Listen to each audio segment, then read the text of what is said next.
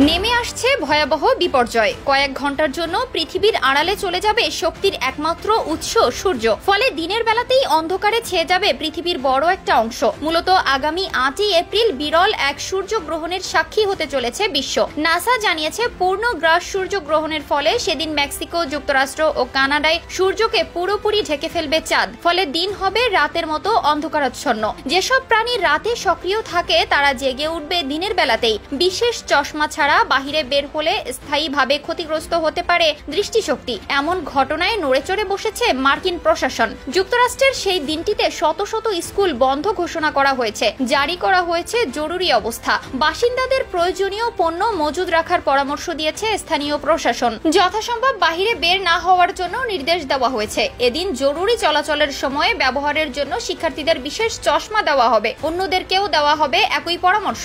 নাসার গবেষকরা জানিয়েছেন আগামী 8ই এপ্রিল স্থানীয় সময় বেলা 11:07 মেক্সিকো প্রশান্ত মহাসাগরীয় উপকূলে প্রথম সূর্যগ্রহণ দেখা যাবে। পরে উত্তর আমেরিকায় ঘুরে যাবে এর পূর্ণ সূর্যগ্রহণ। মোট 4 ঘন্টা 25 মিনিটের স্থায়িত্ব হবে এটির। ব্রহ্মাণ্ডের এই প্রাকৃতিক ঘটনায় চাঁদ তখন পৃথিবী ও সূর্যের মাঝে চলে আসবে। সে সময় চাঁদের গতিবেগ থাকবে ঘন্টায় 2400 কিলোমিটার। প্রতি 18 মাস পর পর পৃথিবী ও সূর্যের মাঝখানে আসে চাঁদ। সে সময় সূর্যের রশ্মিকে পৃথিবীতে পৌঁছাতে বাধা দেয় উপগ্রহ। এ কারণে সূর্যগ্রহণ নামক ঘটনা জন্ম হয়। তবে এবারের সূর্যগ্রহণ একটু ব্যতিক্রম আর অস্বাভাবিক। এমন কাণ্ডের দেখা মেলে বহু বছর পর পর। বিজ্ঞানীরা বলছে এ ধরনের সূর্যগ্রহণ খুবই বিরল। এর আগে 1970 সালে এমন সূর্যগ্রহণ হয়েছিল। সে হিসাবে 54 বছর পর আবারও অদ্ভুত ও বিরল ঘটনার সাক্ষী হতে যাচ্ছে বিশ্ব।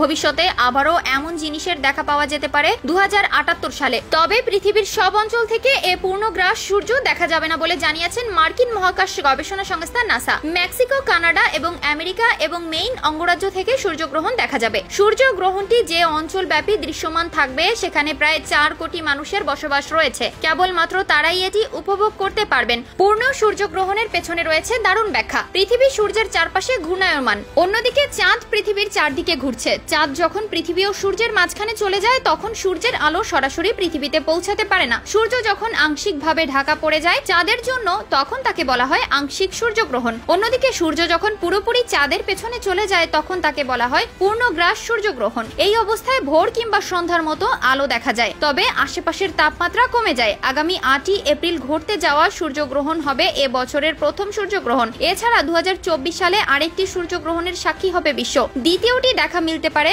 আগামী অক্টোবর মাসে।